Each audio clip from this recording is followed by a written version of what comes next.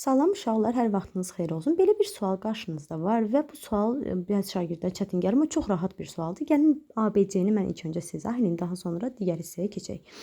Baxın, bu nədir? S-dir. Bu nədir? 3 dənə P-dir. 3 dənə P. Və burada baxın, üçü də hibridləşib. Müəyyən hibrid əmələ gətirib. Deməli, 4 dənə nə var? Hibrid. 4 hibrid bizim hansı birləşməmizdə var idi? SP3-də. Burada bir dənə S-dir uşaqlar, 3 dənə P-dir. Baxırsınız ki, ancaq 3-ü hibridləşib. 3 hibrid var. Amma biri baxın necə varsa eləcə qalıb. Deməli ki, SP3 hibrid olan hansıdır? SP2.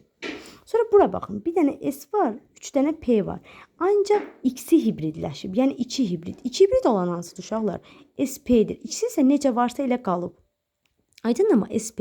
İndi gəlin baxaq görüm ikinci və üçüncü karbonların hibridləşməsindən. İkinci karbon bu 1'dir, bu 2'dir, bu 3'dür, bu 4'dür. İkinci karbonun hibridləşməsi SP2, üçüncü karbon isə SP3. Deməli SP2 olan burada hansıdır uşaqlar? B-dir. Deməli SP2 olan B 2'yə düşür B.